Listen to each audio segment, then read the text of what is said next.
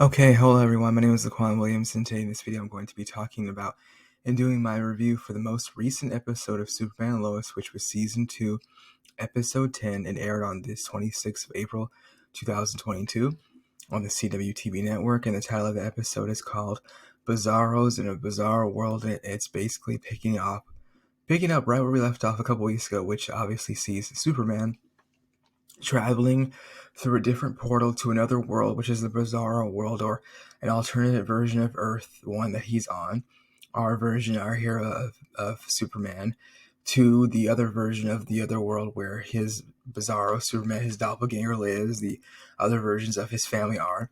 And obviously, Allie Alston has very much a huge amount of power over there, and she's in control of that world. She is their god, their messiah. She runs everything. She is the government judge, jury, and executioner. Her followers and everybody in that whole entire city of Smallville, also in Metropolis, are afraid of her. They're scared of her. And she is in charge of everything. She has control of the news, the media, everything. So it's basically an Orwellian nightmare. She runs everything, and he's trying to stop her from that. Anderson's there. He has the pendants. He's trying to keep them from her, but obviously he tried to help her, and it backfired. And he decided to take the power upon himself and the onus to keep the pendants away from her, so she does not obviously gain power and merge with her, the version of herself. She does at the end of the episode. Jonathan, this version of him, obviously the doppelganger, has powers. He obviously becomes the hero here. His brother Jordan, in this version of this Earth, he is a goth emo kid. He has who wears all black, has his nails painted, very quiet and timid, and he's mad and upset, and his brother makes fun of him because he does not have powers, and he does. This Jonathan does, and he's like the bad boy punker. As you can see how he's dressed, and obviously the punk rock influence in his demeanor, and obviously his outfit, after he obviously gains powers and starts working with his father over there, that version of Superman, which is Bizarro Superman. We got to see him transform into him little by little as the episode progressed, and it was almost over. He was more of an egotistical maniac. He loved the fame, the status, and being worshipped by many fans. So it was inverse of what we saw on the regular version of Superman in that Earth, because that Superman put his family second and his job first, and he was a celebrity, always signing autographs and stuff. And he basically told Lois and the kids that they need to understand that their father, obviously, he got an award too. Hey, your dad's very popular. I save people. I'm a hero, and the people love me. I'm the people's champion, people's hero, and that's obviously what happened. And slowly but surely, he became the Bizarro Superman that we saw, because he became very angry, jaded, and obviously was using kryptonite to give himself more power, and it turned him mad. You guys see how Bizarro Superman became who he was before he came to our Earth, obviously the Earth one with that Superman. And you got into a fight with him, even though he was trying to stop Allie Alston, obviously. And he took the pendants and obviously tried to do that. That version of Anderson over there decided to intervene before he became, technically not that version. Basically, this is what happened. Anderson from Earth 1 took the pendants, double crossed Superman and Allie Alston, and did it for himself. He gained an opportunity. He saw an opportunity, he took it. He had power. He's using X kryptonite to power himself up.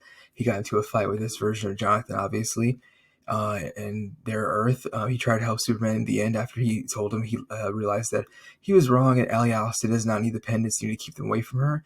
That's exactly what happened.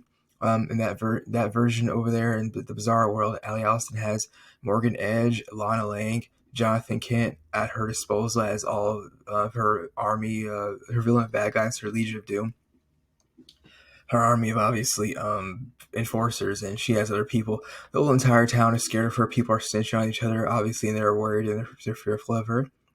When Anderson, because obviously Allie Alston controls everything, when Anderson showed up at the Smallville Gazette to talk to Christie, he asked for Lois Lane on a piece of paper and asked where she was at, because nobody could understand him because he was speaking in Kryptonian, the language of the Kryptons, obviously, or the Kryptonian language.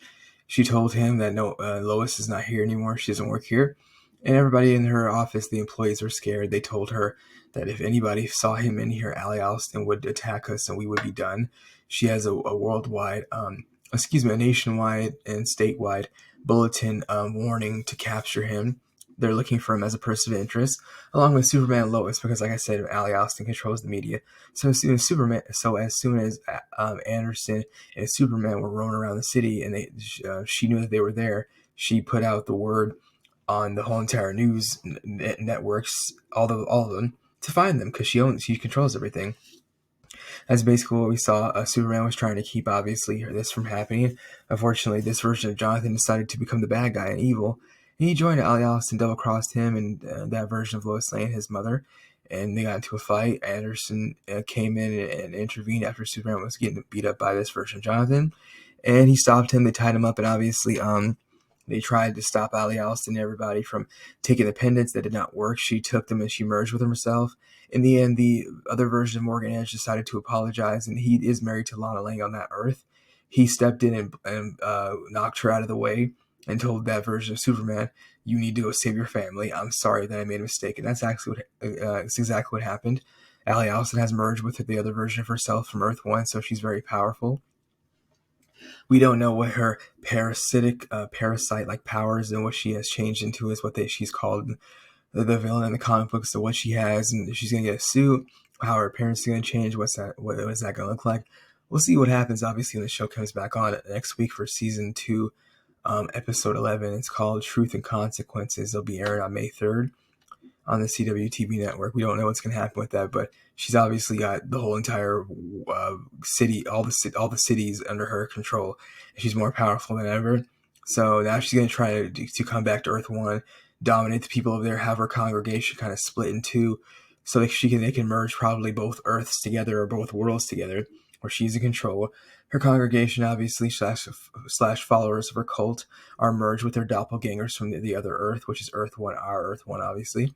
She told this version of Jonathan, "Go back to Earth, tell my followers to prepare for me, my arrival, merge with you the other version of yourself." So in the end, we saw at the end of the episode that this version of Jonathan, the bad one, the evil version of Superboy, went to Earth and tried to merge with his other version of himself. He saw him and looked scared.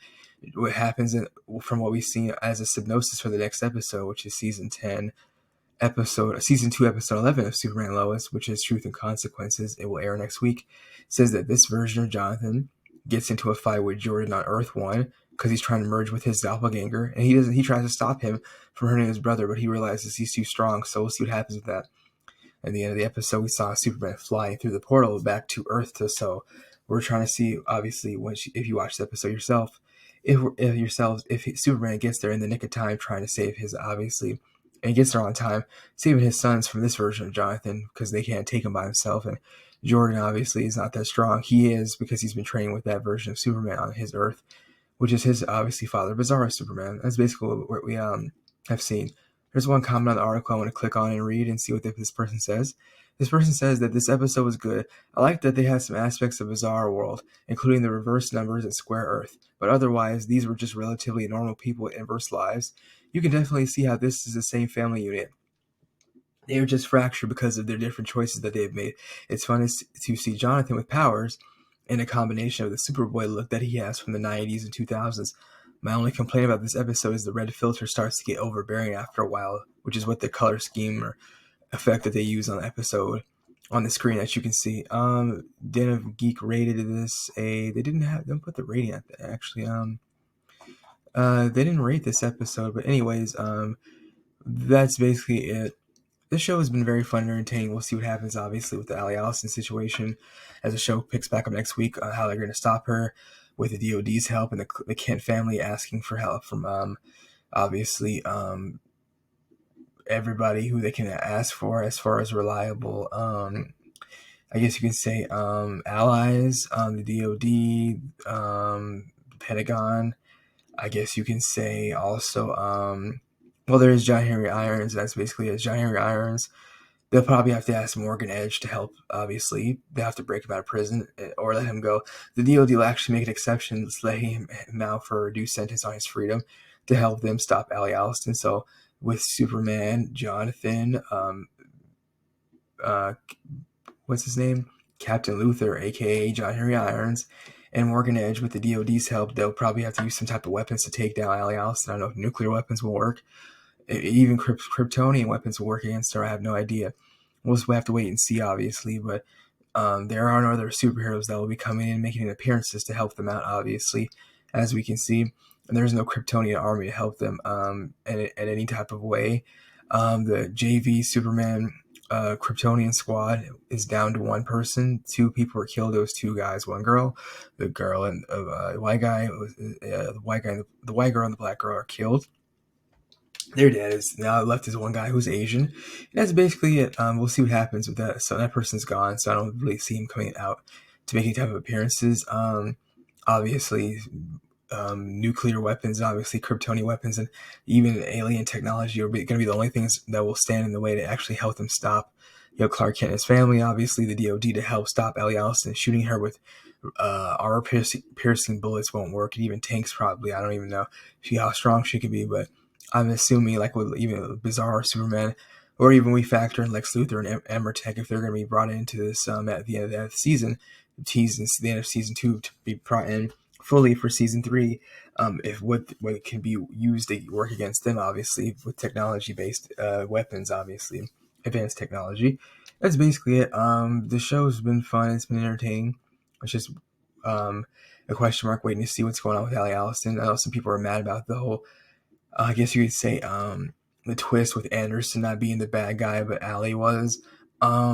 She was always supposed to be the bad guy. There was never going to be a twist where he was going to take her out and he was going to be in control, because they set her up to be the ultimate villain / bad guy. Anderson was just a rogue agent / asset of the DoD who killed Bizarre Superman, but in the end, he really had nothing to do. There's nothing he can do to stop Allie Allison, obviously, because he took the pendants from her and went to her world where she's actually in control. On Earth 1, she doesn't have that much power because she hasn't merged with her other self. So he actually made things worse, obviously. So something to also consider is if the Earth 2 version of Morgan Edge, aka Talro, aka the Eradicator, if he's going to come and help Superman and the Clark Kent family as well, because he told, obviously, that version of Superman Earth 1, I made the mistake of not listening to my brother, which became Bizarre Superman, that's who he became, and I'm gonna regret that, and I'm going to ask you if you can go save your family. I'm gonna help you out with that. If he's gonna be able to make that change to, that leap of faith to actually go through the portal, or if he's not going to be able to, we have no idea. More than likely, that won't happen. In the Earth 1 version of him, the Eradicator, aka Morgan Edge, and Tal-Rel will just be let out of prison in order for him to help fight Allie Allison, since she's going to be terrorizing the whole city of Metropolis and Smallville, and they'll need everybody's help, all hands on deck to stop her. So even though obviously he's a bad guy, the DoD will make an exception and let him out briefly in order for them to help obviously his family, the Kent family, Superman, his brother, to stop obviously Allie Allison. And we'll see what happens with that. It'll be very interesting. Like I said, that's basically it. That's the end of my video / review for Superman&Lois. The show has been great, and it's been fun and entertaining. Like I said, just the questions that I want to answer to, and hopefully that I'm hoping that we all have answered. We will have answered, and when the season is over, is where's Lex Luthor, what's up with Emmertech, and also if General Zod will be back in some type of way for season 3 or possibly season 4. I have no idea if they're going to bring him back in some type of way. It'll be very interesting to see. Also, what was up with I think it wasn't Lana Lang. I think it was it was Morgan Edge's right hand. I think her name was I think it wasn't Lana Lang, but she's gone now. She was his right hand. I don't know where she's at, but they never showed her capture. I think they did show her capture, but they didn't really show much of her at all after Morgan Edge was captured in DoD custody. But I don't know where she's at. I don't think they ever actually even captured her. But we'll see what happens with that. Like I said, that's basically it. It's been my review for Superman&Lois.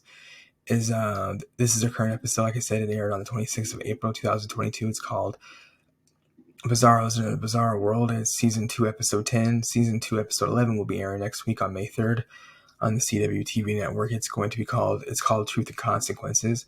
You can watch the trailer on the CW TV's YouTube channel, the network.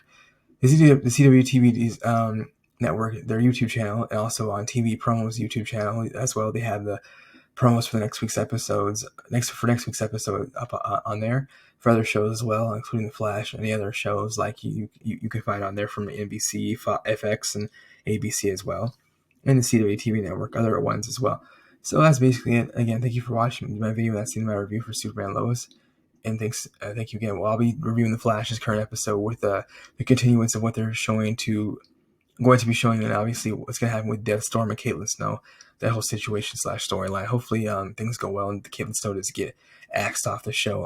Hopefully, and that would be unfortunate. The case if that does happen, especially with Cisco being gone, also Captain Joe West about to be gone too. Not the main original actually just the original cast besides Grant Gustin and I forgot Candace. I forgot her name. Who plays I think her name is Candace Patton, who plays Iris West Allen, if I'm not mistaken. That's basically it. But we'll see what happens, obviously, with that as well as Superman&Lois. But Superman&Lois has a season 3. They've been renewed for season 3. The Flash has been renewed for season 9, which will be its final season. It'll be shortened. Also, we don't know what's going to happen with the Legends of Tomorrow. I've been reviewing the last 2 seasons of the show. We don't know if they're going to be getting the final season. That's still on the bubble. I haven't heard anything about that. If you have, you haven't as well, obviously, if you haven't been looking. Still hasn't been any word yet. I checked comicbook.com for news on their Facebook page, but I haven't seen anything. I'm going to look to see if there's any news updates on that as well. So thank you again for watching my video. That's all I have to say about this again. In regards to Superman&Lois' season 2 episode 10 episode titled Bizarros in a Bizarre World, like I said, it was aired on the 26th of April 2022, and the next episode will be season 2 episode 11 titled Truth and Consequences, which will air on the 3rd of May next week on the CW TV network. Thank you again for watching. That's all I have to say about this again. Bye. Thank you.